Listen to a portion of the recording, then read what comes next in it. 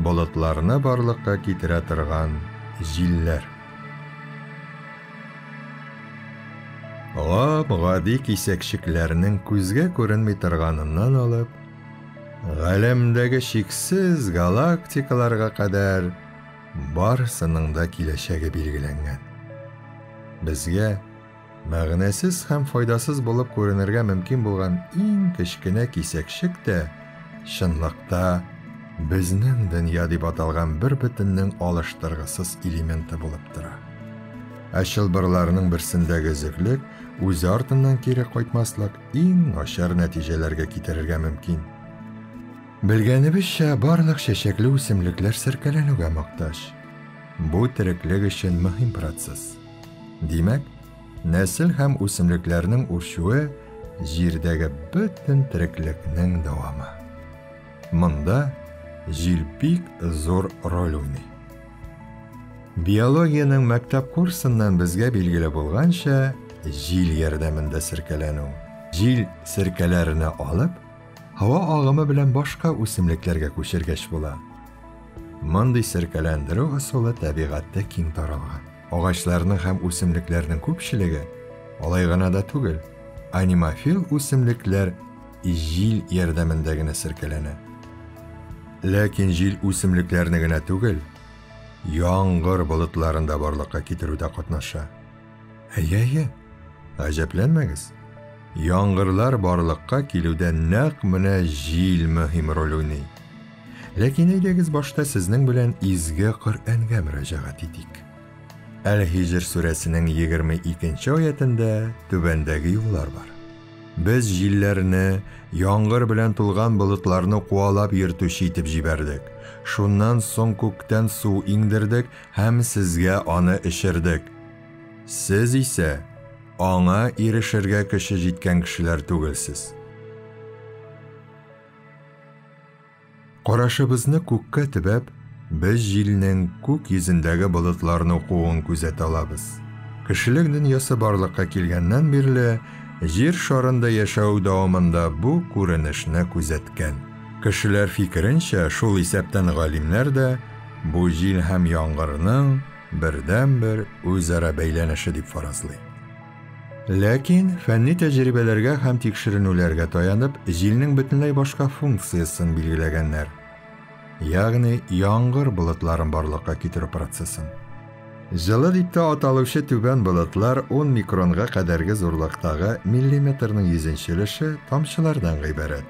Үзләренең авырлыклары нәтиҗәсендә болытларның аскы өлешенә төшәләр, ләкин түбәнгә кадәр төшеп җитмичә, һавага ышкылу нәтиҗәсендә парга әйләнеп югарыга күтәреләләр. Тамчылар әйләнеше нәтиҗәсендә болытта динамик тигезлек барлыкка килә һәм болыт төшми. Яңгыр белән аска агып төшү өчен бу тамчыларга 100 тапкыр күбрәк авырлыкка ия булырга кирәк. Әмма кызыклы факт бар. Тамчы ни кадәр зуррак булган сайын, шул кадәр акырынрак үсә. 10 микронга кадәр җиткән тамчылар үсүдән туктый.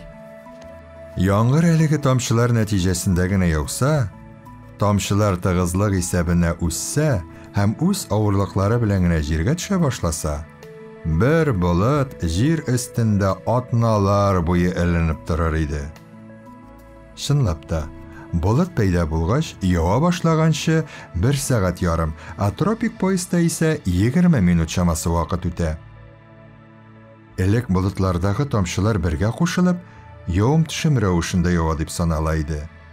Ләкин галимнәрнең тәҗрибәләре бердән 10 микронга кадәр зурлыктагы тамчыларны кушып булмый дип исбатлыйлар. Чөнки бер төрле зурлыктагы тамчыларның агым тизлеге бер үк һәм бер юнәлештә йөзәләр. Шуңа күрә кушылмыйлар. Төрле зурлыктагы тамчылар бер-берсенә каршы хәрәкәт итәләр.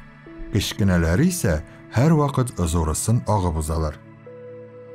Шуңа күрә яңгыр туу механизмы галимнәр өчен генә түгел, бөтен кешелек өчен дә табышмак булып кала. Җил ниндидер бер юнәлештә түгел, ә һәр вакыт өермә булып исә. Өермәләр болытлар эчендә центрифугалар тудыра. Алар тамчыларны төрле юнәлешләрдә әйләндерә. Аны турбулентлык дип йөртәләр. Турбулентлык һава очкычлары өчен куркыныч булырга мөмкин. Ләкин нәкъ менә аның ярдәмендә яңгыр ява. Бик зур тизлек белән әйләндереп алынган тамчылар центрифуга орбитасыннан чыгып, эре яңгыр тамчылары хасил ителәр. Кемгәдер бу акылга сыймаслык булып тоелырга мөмкин, ләкин шулай да әле күптән түгел генә галимнәр ачкан тагы бер күренеш изге Коръәндә моннан 1400 ел элек язылган факт булып кала бирә. Без җилләрне, яңгыр белән тулган болытларны куалап йөртүче итеп җибәрдек. Шуннан соң күктән су индердек һәм сезгә аны эчердек. Бу очраклылык яки туры килү генәме? Теләсә нинди механизмнарның үз инженеры, уйлап табучысы булган кебек, шулай Аллаһ Тәгалә дә бөтен җир эсләгән. Шул исәптән җилне дә, болытларны да, явым-төшем тамчысының барлыкка килү закончалыгын да билгеләгән яңгырны да бар кылган. Аңардан башка кем бу турыда яхшырак белсен? Шуңа күрә әлеге аятның булуы очраклы хәл түгел. Изге Коръән Аллаһы Тәгалә үзе иңдергән вахи.